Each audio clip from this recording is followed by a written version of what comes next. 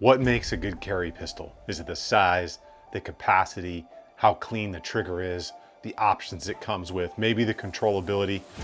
Or is it maximizing all of these in the smallest package possible for your intended purpose? Now the question is, does the new XR920P from Shadow Systems answer all of these questions?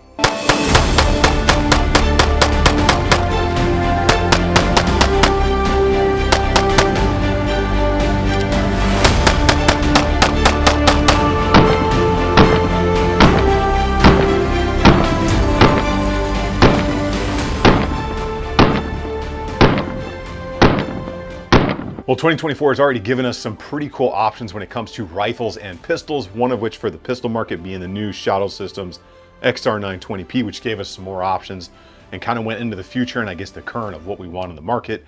When it seems to be some other companies out there took a look into the past and took what was a substandard pistol at the time and then didn't really make it any better and re-released it. Now, I know that's going to make some of my Daniel Defense fans out there a little bit mad in the comments down below, and that's fine, but the difference here is the hype that was built up around that pistol as compared to what this XR920P actually delivers on. In fact, when we start to compare price points between buying the XR920P, how it comes fully equipped, or going out and trying to do the same thing on your own like I did with this Ultimate Glock 45 duty build, you're gonna see that the price point is actually very appealing. Now, for those people that are wondering, or that one person that's gonna leave a comment down below saying this was a paid review, no, I was not paid to do a review on this pistol. However, Shadow Systems did send the pistol itself out, like a lot of other things that come in for the channel. But if you watch several of my recent videos on different setups out there, whether it was sent in or I bought it, you're pretty much gonna figure out that whatever happens on camera goes on the video and nobody gets a free pass on the channel. Just take a look at a couple of the most recent rifle videos that I've got out.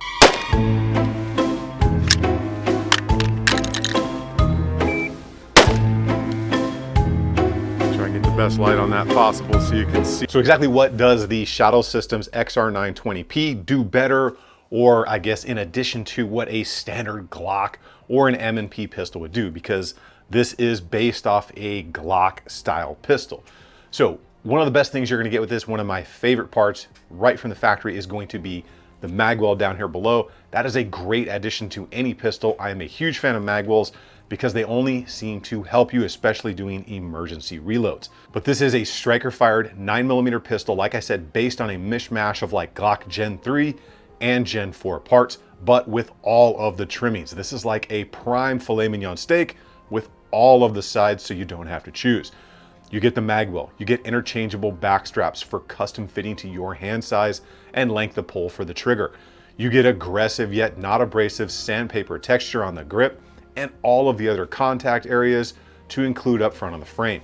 You get the extended beaver tail that's gonna help with recoil control. A double undergut trigger guard that's gonna help you get a higher grip and again control recoil. You got glove bevels all the way around that trigger guard area in case you're wearing gloves out there in cold weather. Those recoil ledges out front with that same sandpaper style texture on them on the left and the right side. So can I hear some love from my lefties in the comments down below? Because you've got a ledge on both sides, and I know you're like 3 to 5% of the population, but you guys deserve a recoil reduction ledge as well. You also get the Gen 4 or Gen 5 style swappable magazine release, so my lefties again can work this pistol out there. You get a single slot accessory rail out front. It is the Glock sized insert for your lights, mini bayonets, whatever you want to hang on the front end of that thing. The slide has a direct multi-mount system with a shim setup, so all of your most common footprints will bolt right to the slide, minus like the acro. You're gonna get front serrations, rear serrations, a windowed slide if you're into the looks. You're gonna get that nice kind of gold flavored barrel in there if that's your thing, with the spiral fluting and all of that stuff. Maybe it's for you, maybe it's not. You're gonna get factory mid-height night vision sights in bold green, a personal fave, some of the best ones out on the market. And on the business end, you get the real magic, the flush comp that is not threaded. Pretty awesome. They also have this in the MRP version, or the MR920P. So you'll get the compact frame and you get the same size slide on here, so the comp will hang up just a little bit. So if you don't want the flush comp look or the full size frame, there's an option for you there as well. Best part here, non-threaded, and it's like a quick release style system going on here. So my people that live in restrictive states with those crazy draconian, stupid threaded barrel laws, you got a way to get around that stupid stuff, and this comp flat out works.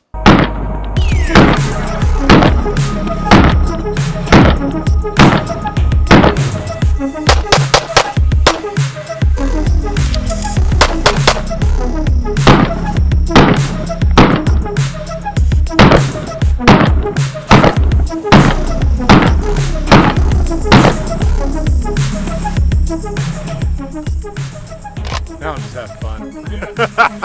Now, big shout out to my Patreons out there, because just like no gun gets a free pass on the channel, no video is free to make on YouTube, whether it's ammo or gas, travel time, camera guy, editor, none of that stuff. So big thank you to all of my Patreons, because a lot of the stuff on the channel here is actually possible. And if you are interested in supporting me that way, that link will be down below in the description. But again, show the Patreons a little bit of love in the comment, because they make this possible. Now, because I get a lot of questions, how did I outfit the XR920P here? And I have to say it was pretty easy, because it pretty much has everything that I would have upgraded anyways, like the magwell, trigger, and all that stuff. It was simple. I tossed on my TLR1HL here, which is kind of that nice matching color to the barrel. I had that light laying around. Optics Planet had sent that to me like a long time ago. Huge shout to Optics Planet as well. They've been super cool to the channel. If you check out the parts list link down below, there's some cool stuff over there on how to not pay full galactic credit, but ultimately it fits on here. Streamlight is one of the best bangs for the buck in the industry when it comes to lights. I've used them for at least 15 plus years on my personal and my professional use setups. And then I threw the new Defender ST from Vortex on top. This is the one where they did all of the updates. So you get that longer battery life. It's more durable. You get a 6 or a 3 MOA red dot in there, and that dot has the new LED emitter in it. It's extremely crisp, extremely clear, and you have a very solid emitter. You don't get that blinking or phasing or pulsing look when you start moving around, when you're heavy breathing or running around. They took those lessons learned from the CCW, which was the smaller one they came out with several months back, implemented those changes in line into this one, and then they went back and they actually updated the CCW. So now if you buy one, it's got all of the current options in it as far as your battery life, having the better LED in it, and ultimately that thing has proven to be very durable, because I'm beating a couple of them up still from the original 2 that I got, and they're still running just fine. One of the immediate things I noticed before I rigged up the XR920P, put the light or optic or anything on it, was the trigger seems to be a little different. So it's actually better than previous Shadow Systems pistols. It seems to pull right around that 4-pound mark, which is a little lighter than Shadows normally are. Usually they're like that 4.5 to 5.5 range, but this one seems a little smoother and a little bit more crisp, right at like a 4 to 4.25 pound break, which is very solid. All right, let's get a good up close and personal look at that compensator, and of course, do some trigger pulls here. I'm gonna show you how to break this down for the factory maintenance and cleaning, which is allowed by YouTube terms of service and the AdSense policy. I've got to say that other they start to do weird things with the video. So remove the magazine or the feeding device, ensure your chamber is empty, point it in a safe direction, pull the trigger. You're then going to pull back about 1/8 of an inch on the slide, pull down on the tabs, run the slide off, and you can see you're going to be broken down now. Take your spring out, and we are left with the barrel and that compensator. So there's a gate operation to this. You can see right here it swings out towards the left-hand side of the slide. So you're gonna have to push it from the right out to the left. So it can be a little bit stiff. You might need to use something like a Glock tool and kind of get in there like that. And you can see it pushes right off to the side.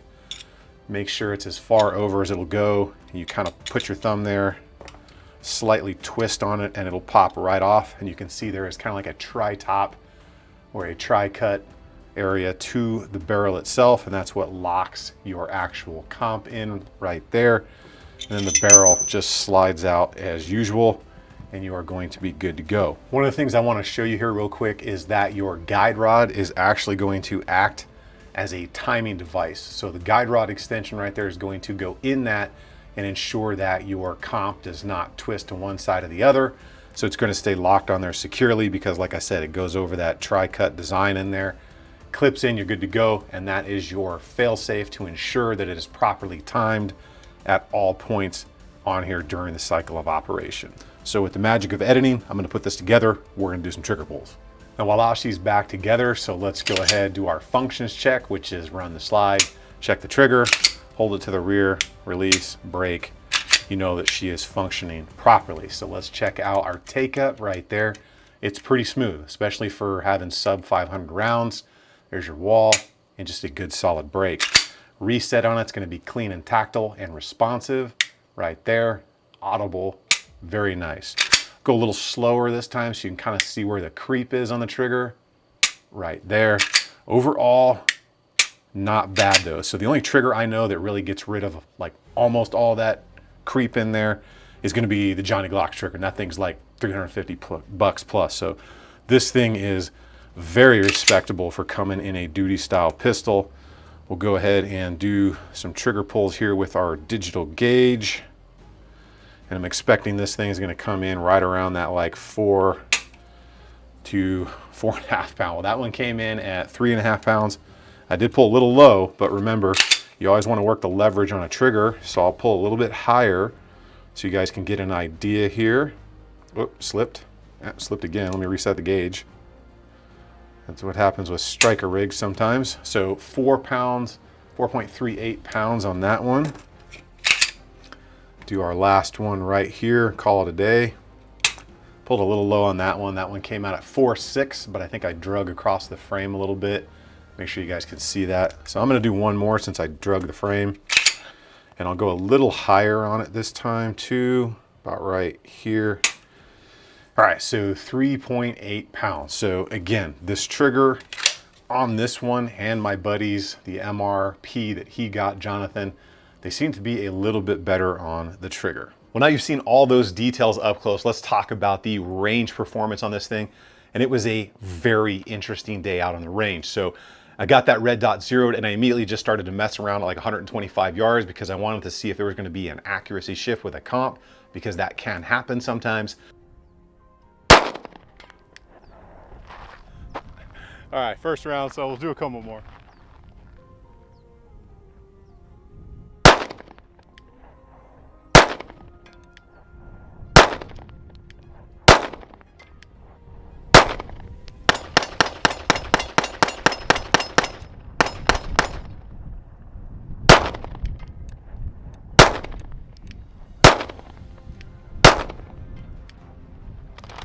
And I was just having a blast. I was hitting that steel. Jonathan from Tactical Toolbox decided to get in.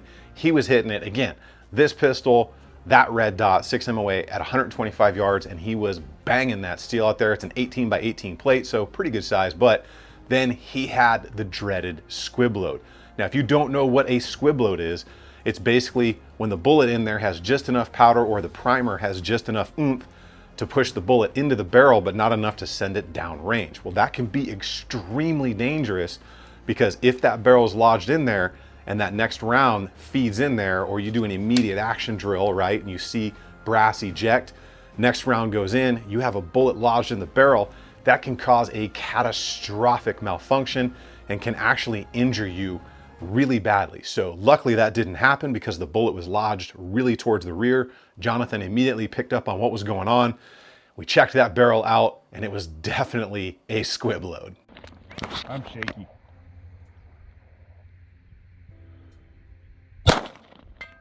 Not bad. I just want to see if I could hit it. XR. That's the XR, yeah. Yeah. That's the flush, baby. Hit that motherfucker again, dude.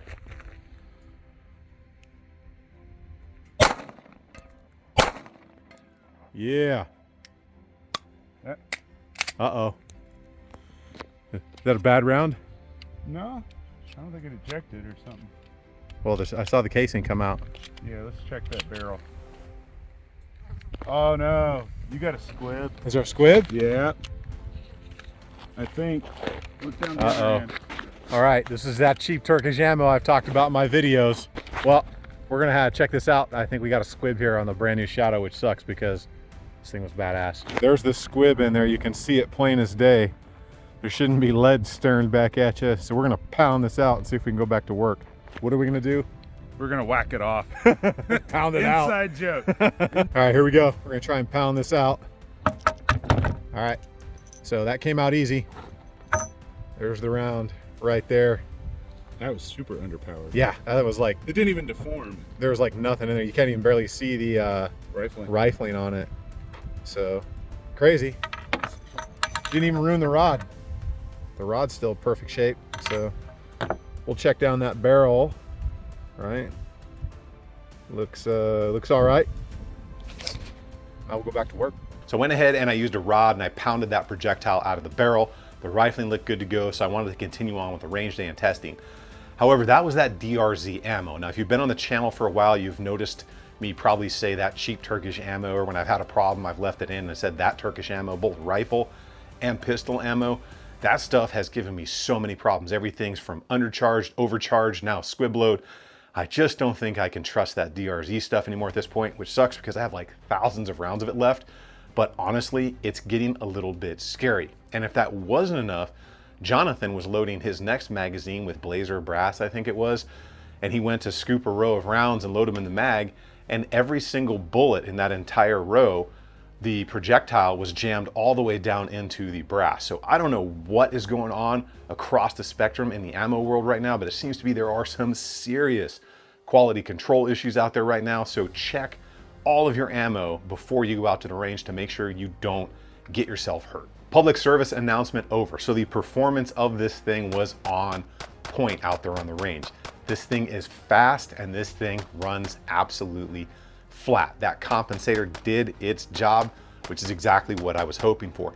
There was a noticeable difference between a compensated pistol like this and other non-comp pistols we had out there that day. And the fact that this thing is factory non-threaded as an option on here is a massive plus, because the only real comparison to this new XRP series is going to be something like this Glock that I built with that Radian Ramjet afterburner barrel combo on there. That thing is like 389 bucks just for the barrel and the comp on there. But again, it's a non-threaded version, so it gets you around those thread restrictions, and that thing absolutely performs as well. It's just pricey. In total right now, I have just under 500 rounds from my couple days of testing with the XR920P, and the only issue I had was that squib load, and that is 100% due to the ammo. Nothing to do with the pistol. I have been a big fan of Shadow Systems for a while. Everything from the War Poet that I bought, my CR920P, the more budget-friendly Foundation series, and now up to this XR920P. But you guys all know that nobody gets a free pass on the channel. So even though this thing was 100% out on the range, minus the ammo issue, it feels good, runs flat, super fast, definitely has a better trigger. And I don't know what Shadow changed. If you do, let me know in the comments. But there are two things that I would love to see on this pistol as a change, or hopefully that will be implemented at some point in the future. Now, the first thing I'm gonna say here is give my lefties a little bit more love. We're in the era of fully ambidextrous pistols. Give us the Gen 5 style ambi slide stop slide release, because again, even though you guys are wrong-handed and you're only like 5% of the population, you guys deserve ambi controls. Plus it gives you options. Think about shooting offhand training drills, just makes life easier all the way around. Now the next thing I'm gonna bring up, and I think this should be an industry standard along with ambidextrous controls, is the accessory rail slot up here. So this one on Shadow Systems, it's one single accessory slot and it's the Glock size. I wish there was more than one accessory slot, because you have all kinds of different size lights and everything with different inserts and all kinds of stuff going on out there. And I wish the industry would just pick a size and go with it, because you've got the Glock size, you've got a SIG size, you've got a micro size, you've got the pick size. Could we just go with a pick size and multiple slots of it on full size pistols? I get the micro stuff, you can't use a pick size slot, but on everything that's full size, again, I think the industry, along with ambi controls, just needs to pick that size and go with it. Let's talk about cost and do it on your own. Do you want to buy the XR920P all one and done? Or do you want to take something like this Gen 5 Glock 45 and build it yourself? Let's do a little bit of comparison here, and I wrote these things down so I don't mess it up. Should you get yourself a nice Gen 5 45 or 19 or 17, you want to build something similar to this flush comp monster XR920P, you got to start with the pistol, right? So we're looking at about 650 bucks for that. When it comes to the Radian Ramjet Afterburner, which is the only non-threaded setup like this that I know that works for Glocks right now, it works for Shadow Systems too, that thing is sitting at 389 bucks. It's awesome, but it's 389 bucks. Next up, you're gonna need a trigger in there to match the trigger that's in the Shadow Systems from the factory. My personal favorite for a duty style pistol is going to be Overwatch. That's gonna run you about 120 bucks. And at that point, you've already passed the price of just buying the XR920P, and we've got a lot more to go, right? Because what other options, if we're gonna go option to option, is on here between the XR920P and the Glock 45 MOS that is plain Jane? Well, let's think about it this way. We're going to need a double undercut on the trigger guard and some framework here to get the same stippling. That's probably gonna run you about 250 bucks. There are people that are cheaper. I don't recommend any of them. Plan to spend about 250 on that. Let's talk about that magwell. I love the SLR ones. By the time it's shipped to you, let's call that a solid 100 bucks. Talk about those mid-height sights from Night Vision that came on the Shadow system. That's gonna run you about another 120, 150 after shipping. That's an additional cost as well. How about that slide work? That's gonna be another 200 bucks if you want those windows and serrations anywhere. That's gonna bring you to about 1,835 if I did my math right and read the list right. So Gen 5 Glock 650, Radiant Comp 389, Overwatch Trigger 120, Stipple and Undercuts 250, Magwell 100, Mid-Height Sights 125, Slide Work 200 for 1,835 total. That's a lot. Or wham bam, thank you ma'am, you can just get the XR920P, choose your options as far as optic and light, and that's gonna run you anywhere from 975 to about 1,100 galactic credits is what I saw it for. I know somebody in the comments gonna ask, would I actually buy this with my own money at that like 979 to 1159 price point that I saw it for? And I'm going to say on this one, hell yes, right? Like I bought the War Poet and it was more expensive than this one. And this one performs better because it's flush comped. It looks absolutely badass and it performs out on the range right out of the box with pretty much every single upgrade you could really want. So the package price on it is a heck of a lot cheaper than trying to do it yourself like I did on this one. And this one still doesn't even have all the grip work and everything done to it, and it was like 2,200 bucks. So I think it's a great price point for what you're getting out of this thing. I also know that somebody out there in the comments is gonna say it's not worth it or it's too expensive or something like that. Well, that's very subjective because a Lamborghini may be out of your price point and not worth it to you, but there's a waiting list for those things, so they're really worth it to somebody, and that's kind of the same methodology here. You're basically getting the Lambo or the Ferrari of striker-fired pistols. Now make sure you get subbed up to the channel. Keep doing it on the range. Remember, if you stay ready, you ain't got to get ready. I will see you all on the next one.